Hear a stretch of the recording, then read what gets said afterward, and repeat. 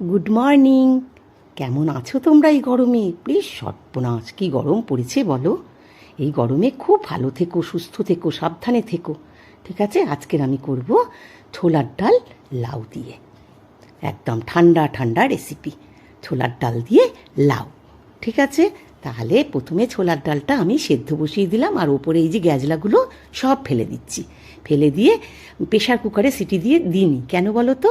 Pressure কুকারে দিলে তো এই গ্যাজলাগুলো ফেলতে পারতাম না, সেই জন্য এই গ্যাজলাগুলো সব ফেলে দিয়ে আমি ছোলার ডালটাকে আধ সেদ্ধ করে নেব।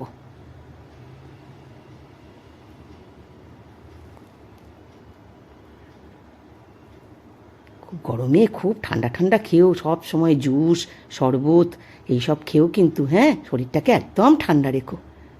একটু চাপা দিয়ে দিলাম যাতে ছোলার ডালটা আধ সেদ্ধ হয়ে যায়, অথচ ছোলার ডালটা ভাঙবে না। এই দেখো, ছোলার ডালটা আধ সেদ্ধ মতন হয়েছে। এইবার আমি লাউটা দিয়ে দেবো।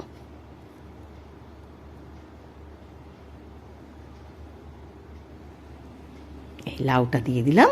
লাউটা দিয়ে 3টে কাঁচা লঙ্কাও দিয়ে দিলাম। ঠিক আধ সেদ্ধ যখন হয়েছে তখন আমি লাউ ছোট ছোট করে ডুমো ডুমো করে রেখেছি, সেই লাউটা দিয়ে দিয়েছি, আর 3টে কাঁচা লঙ্কা দিয়ে দিয়েছি। এইবার পুরোটা সেদ্ধ হয়ে যাক।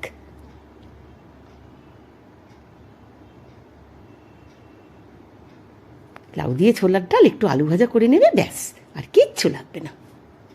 খুব টেস্টি হয়। ঠিক এরকম করে তোমরা খেয়ে দেখো, শরীরটাকে খুব ঠান্ডা রাখে। এই দেখো, ছোলার ডাল লাউ সব সুন্দর সেদ্ধ হয়ে গেছে, খুব সুন্দর করে সেদ্ধ হয়ে গেছে।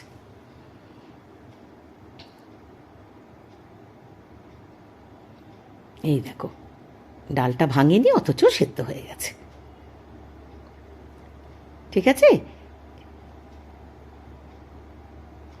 এইবার একটা বাটির মধ্যে আমি আদার রস করে রেখেছি, ছিবড়েটা কিন্তু দেব না, আদার রস।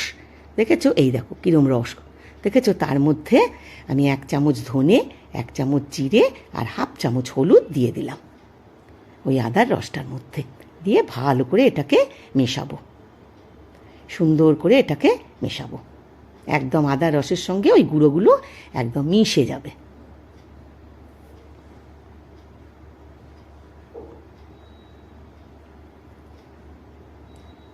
ঠিক আছে, খুব সুন্দর করে আমি মিশিয়ে নিলাম। মিশিয়ে এটাকে সাইডে রেখে দিলাম। এইবার কড়ার মধ্যে দেব সাদা তেল, মিশিয়ে সাইডে রেখে দিলাম। এটা কিন্তু সাদা তেলে হবে, কড়াতে সাদা তেল দিলাম। এবার একটু আস্ত জিরে, তেজপাতা, 2টো শুকনো লঙ্কা ফোড়ন দিলাম। জিরেটা সুন্দর ভাজা ভাজা গন্ধ বেরোক। তারপরে ওই যে মশলাটা ভিজিয়ে রেখেছি, ওই মশলাটা দিয়ে দেবো।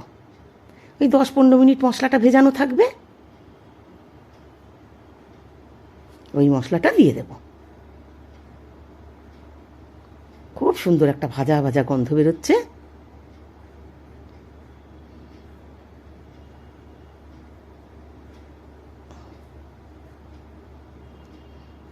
দিয়ে ভালো করে এবার এটাকে কষবো, খুব সুন্দর করে কষবো।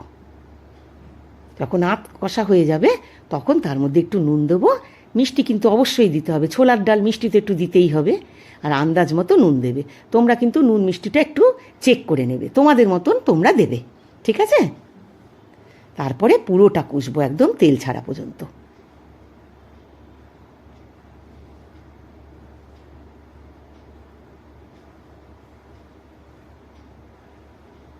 এইবার যখন পুরো তেল ছেড়ে যাবে, ওই ডালটা দিয়ে দিলাম। লাউ দিয়ে ডাল দিয়ে যে সেদ্ধ করে রেখেছিলাম সেটা পুরো ধরে দিয়ে দিলাম। দিয়ে খুব সুন্দর করে টকবক টকবক করে ফুটবে। সব তো সেদ্ধ করাই আছে।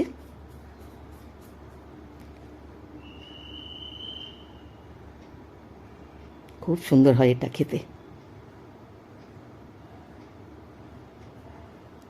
এটা রুটি, তারপরে পরোটা, ভাত সব কিছুর সাথে খুব ভালো লাগে। সব থেকে বড় কথা, শরীর ঠান্ডা রাখে, পেট একদম ঠান্ডা রাখে। এবার হয়ে গেছে, নামানোর সময় একটু ঘি দিয়ে দিলাম। তোমরা যদি ধনে পাতা দেবে তো দিতে পারো, আমি দেইনি, আমি ঘিটাই দিয়ে দিলাম। তাহলে এতক্ষণ ধরে যে দেখলে, সেই জন্য অনেক শুভেচ্ছা, ভালোবাসা। খুব ভালো থেকো কিন্তু তোমরা এই গরমে। ঠিক আছে, আর অনেক অনেক ধন্যবাদ। খুব সাবধানে থেকো, একদম দুপুরবেলা বাইরে বেরিও না, সন্ধ্যের পরে বাইরে বেরিও। এই দেখো কি সুন্দর দেখতে হয়েছে। খাওয়ার জন্য একদম রেডি। ঘিটার খুব ভুড়ভুড়ে গন্ধ বেরোচ্ছে। ছোলার ডাল লাউ দিয়ে রেডি।